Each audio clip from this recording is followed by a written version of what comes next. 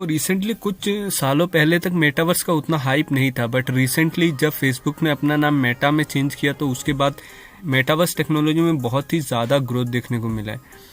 और पिछले कुछ अगर 2 साल पहले या 1 साल पहले आपने इस पे इन्वेस्ट किया होता तो अभी शायद अगर हज़ारों लगाए होते तो आप लखपति हो सकते थे, और लाखों लगाए होते तो करोड़पति हो सकते थे। और इस वीडियो में मैं आपको टॉप 3 ऐसे चीज़ें बताऊंगा जिससे आप मेटावर्स से पैसा कमा सकते हैं या मेटावर्स से इनकम जनरेट कर सकते हैं। पहला, आप डिजिटल लैंड खरीद सकते हैं।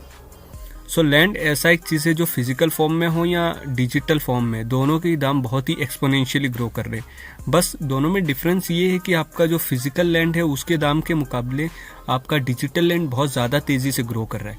2 साल पहले भी अगर आप देखते तो इसका दाम उतना कुछ खास नहीं था। और ये लैंड आप कहाँ से बाई कर सकते हैं, ये metaverse.property में आप जाएंगे तो वहाँ पे आप बाय लैंड में जाके देख सकते हैं। बहुत सारे अलग अलग प्रोजेक्ट चल रहे हैं, जैसे कि डिसेंट्रलैंड हो गया, सैंडबॉक्स, सोमनियम, एक्सी इन्फिनिटी है, एलुवियम है, इन सब में आप, और काफ़ी सारे ऐसे बहुत बढ़िया बड़े प्रोजेक्ट्स हैं जहाँ पे आप इन्वेस्ट कर सकते हैं, जहाँ पे आप डिजिटल लैंड खरीद सकते हैं।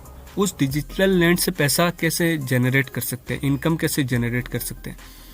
तो सिंपल स्ट्रेटेजी ये है कि डिजिटल लैंड आप अभी खरीद सकते हैं और बाद में जब उसका दाम बढ़ जाए तो आप उसे बेच सकते हैं। इस तरीके से आप खरीद सकते हैं जैसे नॉर्मल लैंड में किया जाता है।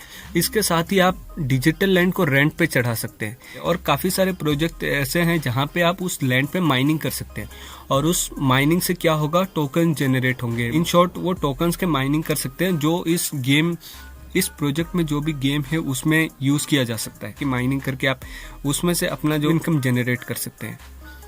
काफ़ी सारे हैं, आप खुद जाके चेक कर सकते हैं। लेकिन सबसे बड़ा प्रॉब्लम ये है कि अगर आप इसमें ये छोटा सा प्लॉट भी देखो, ये 30,000 मैना कॉइन, जो तो ज़्यादातर लोगों के पास, जो बेसिक आम आदमी है उसके पास इतना बड़ा कैपिटल होगा भी नहीं इन्वेस्ट करने के लिए।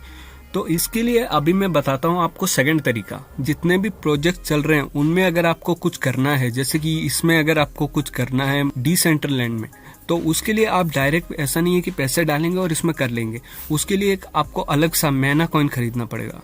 उसी तरह सैंडबॉक्स में अगर आप कुछ कर रहे हैं तो सैंड खरीदना पड़ेगा, एक्सी इन्फिनिटी में कर रहे हैं तो एक्सेस, और एलवीएम में कर रहे हैं तो एलवी। तो हर एक जो भी प्रोजेक्ट है उससे रिलेटेड अलग टोकन है। तो आप दूसरा चीज़ ये कर सकते हैं कि जितने भी टोकन है उसमें आप इन्वेस्ट कर सकते हैं। आप उस प्रोजेक्ट के थ्रू जा सकते हैं, देख सकते हैं कि कौन सा प्रोजेक्ट कैसा है, कौन सा प्रोजेक्ट अच्छा भविष्य में कर सकता है। उसके हिसाब से आप हर एक अलग अलग टोकन्स में इन्वेस्ट कर सकते हैं। अगर आप एक पर्टिकुलर टोकन में भी इन्वेस्ट नहीं करना चाहते तो आप ये कर सकते हैं कि मेटावर्स इंडेक्स में आप इन्वेस्ट कर सकते हैं। अगर आप मेटावर्स इंडेक्स में पैसा इन्वेस्ट करते हैं, मतलब आप सिंपली एक प्रोजेक्ट में इन्वेस्ट नहीं कर रहे, बट कई सारे प्रोजेक्ट जो मेटावर्स के अंडर है उस पे इन्वेस्ट कर रहे हैं। कहीं ना कहीं देखिए, अगर एक प्रोजेक्ट नीचे जाता है तो कहीं ना कहीं दूसरे प्रोजेक्ट में प्रॉफिट होगा, तो उसका इफेक्ट आपको मेटावर्स इंडेक्स में देखने को मिलेगा। उसी तरीके से आप अगर एक पर्टिकुलर प्रोजेक्ट में इन्वेस्ट करते हैं तो वहां पे अगर लॉस होता है तो आपको लॉस ही होगा।